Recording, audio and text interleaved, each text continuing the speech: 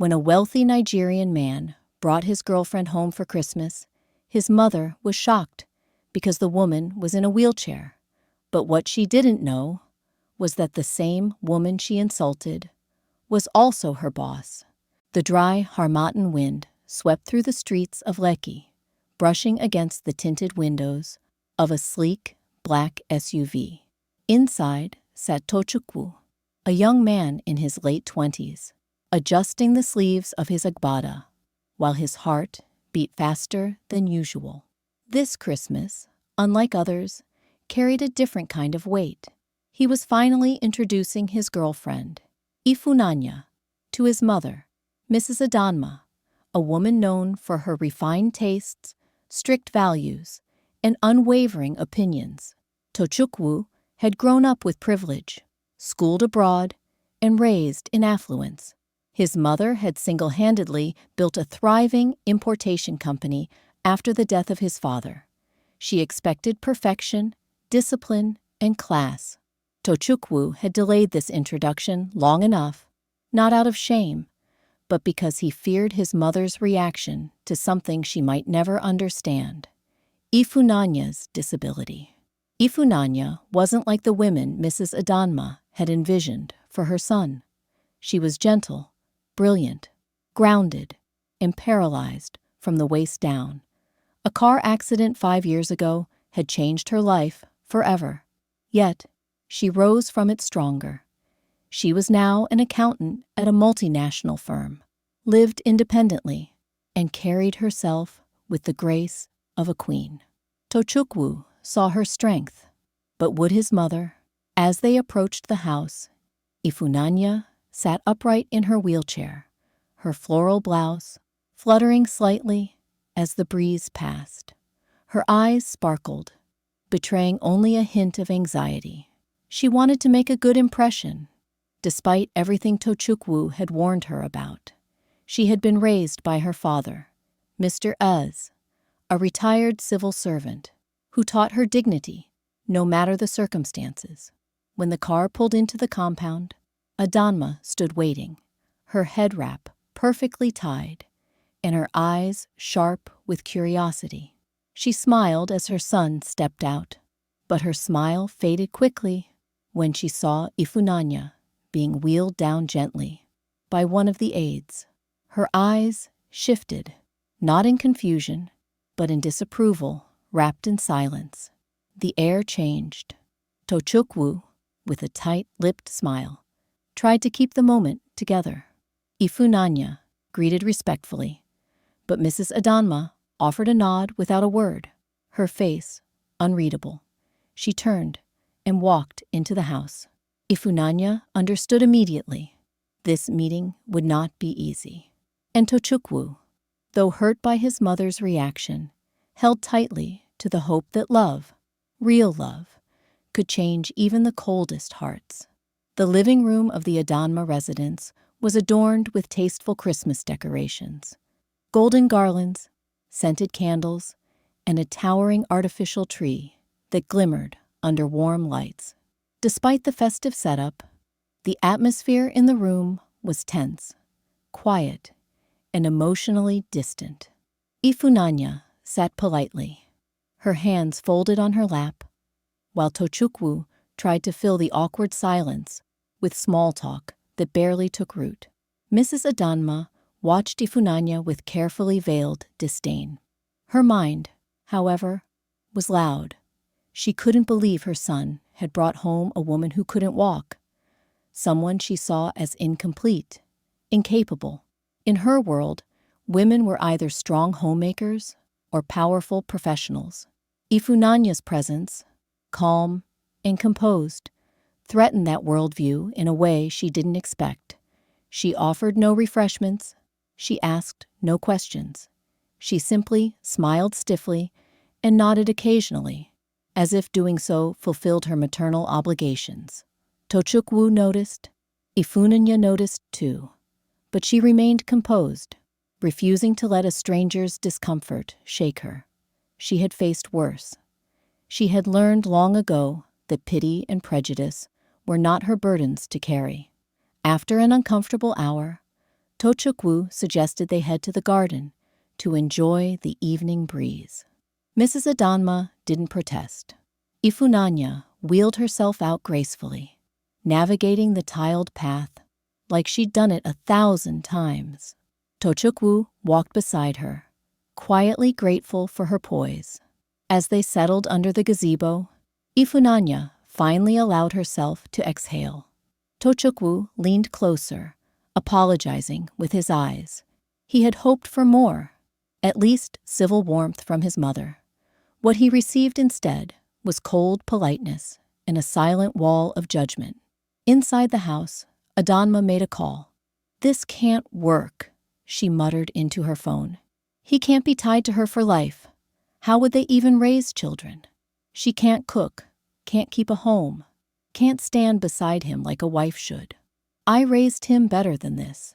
Her friend on the other end only encouraged her worries, fueling her disbelief that Tochukwu would settle for a woman with a disability.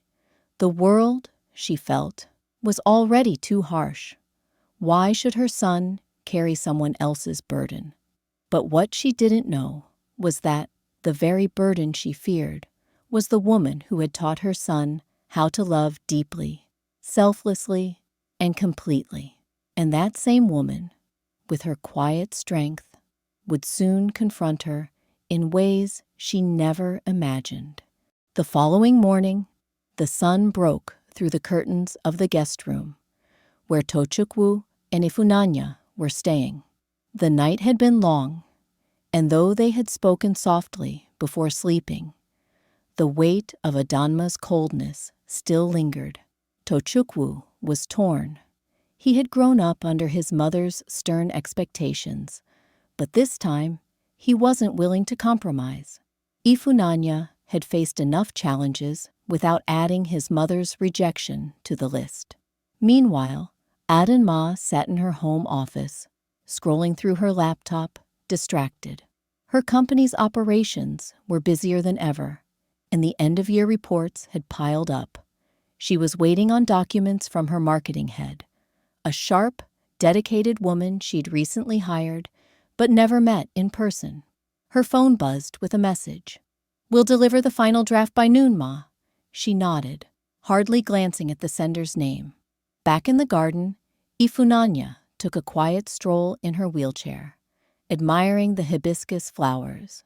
She had learned over time to find beauty in small things, especially on days when the world made her feel like she didn't belong.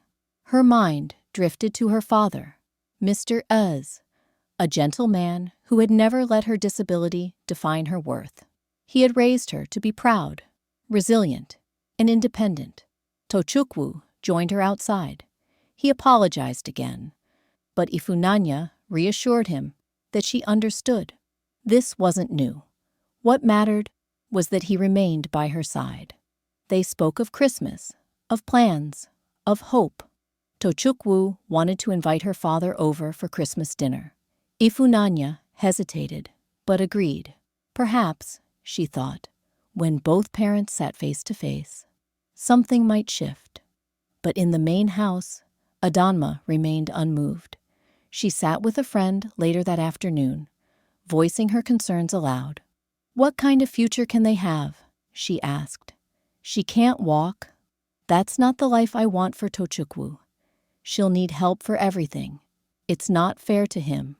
Her friend shrugged, saying nothing.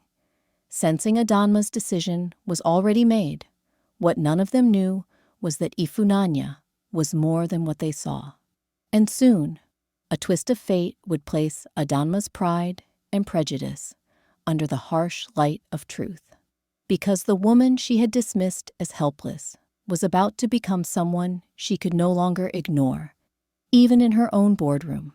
The following day began like any other. For Mrs. Adanma, calls to make, emails to answer, deadlines to meet. As the CEO of a growing logistics and retail company, she prided herself on her sharp decision-making and attention to detail. But even her sharpness didn't prepare her for the revelation that awaited her that morning. She walked into her office, flipping through printed reports, that had been left on her desk. The final one, the year-end marketing proposal, was the most critical. She glanced at the signature line and froze. The name read, Ifunanya Eze, Head of Marketing Strategy. Her breath caught for a moment, but she brushed it off, thinking it must be a coincidence. But when her secretary confirmed the name and mentioned that Ifunanya was scheduled to deliver the report in person later that day, everything stopped. Adanma's pride twisted into confusion, then discomfort. The same woman she deemed unworthy of her son, the one in a wheelchair, was her company's newest star hire, her most praised strategist, the woman responsible for the campaign that had doubled holiday sales. By afternoon, Ifunanya entered the corporate building. She was calm, focused, and dressed in a sleek green blouse and tailored black trousers. As she rolled through the hallway with her laptop bag in her lap, colleagues greeted her with admiration and respect. She wasn't a figure of pity here. She was a leader, one whose mind outshone all assumptions. When she entered the boardroom, Adanma was already seated at the head of the table. Their eyes met, and in that quiet moment, understanding dawned. There were no words, just tension. Ifunanya placed the file gently on the table and began her presentation with unwavering confidence. Her tone was crisp, her slides detailed, and her insights sharp. Adanma sat silently, absorbing every word. The presentation ended with applause from other executives. Adanma could only nod slowly. The weight of her bias was now undeniable. That evening, she sat in her car alone, staring out the window. The woman she had insulted in her own home was the same woman helping run her business. The realization clawed at her pride. She whispered to herself, "I didn't even see her. I only saw the chair." And for the first time in years, Adanma felt the sting of her own blindness. The next morning arrived with a heaviness Adanma couldn't shake. Though she had always prided herself on judging character, it was becoming clear that she had failed, not only as a leader, but as a mother. The image of Ifunanya, confidently presenting in the boardroom, clashed violently with the image she had constructed in her mind. She had underestimated her, judged her, and belittled her without understanding anything beyond the surface. Tochukwu, unaware of the corporate revelation, was busy preparing for the Christmas dinner. He had spoken to Mr. Ease, who agreed to attend. It was a chance for both families to meet and perhaps heal old wounds. Ifunanya was hesitant, but she trusted Tochukwu. His love never wavered, even in the face of his mother's quiet hostility. Later that evening, the compound was decorated with glowing string lights, and the faint scent of fried plantains wafted through the air. A large table had been set up under the open sky, draped with white cloth and topped with dishes of jollof rice, moin moin, peppered chicken, and zobo drinks. Tochukwu had planned it perfectly. He wanted warmth, laughter, and unity. What he couldn't plan for was what would happen when the past met the present. Guests began arriving. Mr. Eze was the last to enter, wheeling his daughter in beside him. He nodded politely at Adanma, unaware of her inner turmoil. She greeted them both with forced composure, though her heart was racing. The woman she thought unworthy of her son was now seated across from her, and her respected employee. As dinner began, conversation flowed with cautious energy. Tochukwu was hopeful. Ifunanya spoke politely, sharing stories about her work, her childhood in Enugu, and her dreams for the future. Adanma listened, saying little, her eyes betraying the storm inside. But when Mr. Ez casually mentioned Ifunanya's recent promotion and praised the company's leadership, the unspoken tension became too loud to ignore. Tochukwu looked between the two women. The connection clicked. "You work for her?" he asked, his voice steady. The entire table paused. Ifunanya nodded calmly. Yes, your mother is my boss. Silence fell like a curtain. Tochukwu's face shifted from confusion to shock. Adanma's posture stiffened, caught in the tangled web of her own prejudice. The woman she had judged in her home was the same woman lifting her company, and now, seated at her dinner table, the truth had nowhere to hide. The silence following the revelation stretched long and heavy, until the soft clinking of cutlery resumed in forced rhythm. Mr. Ease kept his face neutral, sensing the tension but choosing not to dig further. Ifunanya, as always, carried herself with grace, though her heart beat rapidly beneath her calm exterior. Tochukwu, however, felt a mixture of betrayal, confusion, and growing anger toward his mother. Later that night, after the guests had departed, Tochukwu stayed behind in the sitting room with his mother. The glow of the Christmas lights flickered across their faces, but the warmth they brought could not melt the ice between them. Tochukwu finally asked the question burning in his chest. Why? Why had she treated Ifunanya with such indifference? Why had she judged her so harshly before knowing her? Why had she remained silent, even when she realized who Ifunanya truly was? Adanma didn't respond at first.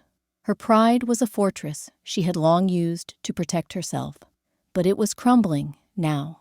She looked at her son and saw not the boy she had raised, but a man in love, resolute and righteous, a man she no longer controlled.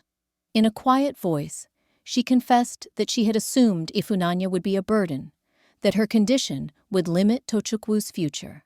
She hadn't considered her intelligence, her independence, or her strength. She had only seen the chair. Her bias, deeply rooted, had been disguised as concern. Tochukwu stood and shook his head. He loved his mother, but this was something he could not overlook. He told her plainly, Ifunanya was the woman he wanted to marry. Whether or not Adanma accepted her, nothing would change that. Ifunanya had never needed pity. What she deserved was respect. And if Adanma couldn't offer that, then he would move forward without her blessing. For the first time in years, Adanma felt the sting of real loss. Not of wealth, not of reputation, but of her son's trust. As he walked away to rejoin Ifunanya in the guest room, she remained seated, swallowed by silence. Her heart ached, not because of the confrontation, but because she finally realized what she had risked. A chance to witness a love so rare, so pure, that even time couldn't dim it. She knew she had to make a choice, and she had to make it soon. Adanma didn't sleep that night. Her thoughts spun endlessly, pulling her deeper into reflection. She sat by her bedroom window, watching as the early dawn crept into the sky. The streets of Lekki were still. The only sounds were the distant crow of a rooster and the occasional hum of a generator. But inside her, everything was loud: regret, shame, and the gnawing fear of losing her son. She thought back to her younger days. As a widow, she had worked herself to the bone to give Tochukwu the life he now lived. Every success, every deal, every sacrifice had been for him. In her eyes, strength was survival. She feared weakness in any form, and somewhere along the way, she had confused physical strength with true strength. Ifunanya shattered that illusion. The young woman had endured loss, pain, and life in a wheelchair, yet carried herself with dignity, intellect, and grace. Adanma had watched her lead a boardroom and command respect, yet she had still held on to old biases, shaped by ignorance and pride. By morning, she made her decision. She knocked on Tochukwu's guest room door, just as he and Ifunanya were preparing to leave. Her face was tired but sincere. She asked for a moment, just a few minutes to speak from the heart. They agreed, albeit cautiously. In the living room, Adanma did something she had not done in years. She admitted she was wrong. She confessed her fears, her prejudice, and her shame. She had let assumptions cloud her judgment and nearly destroyed the most important relationship in her life. Then she turned to Ifunanya and thanked her for her patience, for her strength, and for loving Tochukwu the way a mother could only hope someone would. She apologized, not with empty words, but with a heart softened by humility. Tears welled in Ifunanya's eyes, but she said nothing. Tochukwu looked at his mother, surprised and moved. The wall between them was finally breaking. Adanma reached forward and held Ifunanya's hand gently. In that small, human gesture, years of misunderstanding began to fade, and for the first time since Christmas preparations began, the spirit of the season finally entered their home, not through food or lights, but through grace and the willingness to change. Christmas Day arrived in Lagos with a calm warmth, the kind that made the city slow down and breathe. The Adanma residence was alive with sounds of laughter, pots clattering in the kitchen, and soft high-life music playing from the speakers in the courtyard. For the first time in many years, it felt like more than just a house. It felt like a home. Tochukwu stood by the garden, overseeing the final decorations. He watched as his mother and Ifunanya worked side by side, arranging the table, their movements no longer strained by tension, but guided by a newfound mutual respect. The transformation, though recent, was genuine. Something had shifted after Adanma's apology. It had opened a space for healing. Mr. Ez arrived later that morning with a smile, his shoulders relaxed. He noticed immediately that the atmosphere was different. The stiffness in Adanma's voice had vanished, replaced by warmth, even gratitude. When he complimented the decor, she laughed lightly and offered him a seat at the head of the table, acknowledging him as a respected elder, not just the father of that girl. The meal was grand. Plates overflowed with smoky jollof, spicy goat meat, and steamed vegetables. There was chin-chin for nibbling, zobo in glass jugs, and steaming bowls of pepper soup. Everyone ate, shared stories, and laughed. No one more than Tochukwu, who sat proudly with Ifunanya beside him. As the sun began to set, casting long shadows across the compound, Tochukwu rose. He tapped his glass gently and asked for everyone's attention. Then, with a deep breath, he pulled a small velvet box from his pocket. Gasps and smiles lit up the table. He turned to Ifunanya, looked her in the eyes, and said the words that mattered. Not just a proposal, but a promise of forever. When he slipped the ring on her finger, there were tears, his, hers, and Adanma's.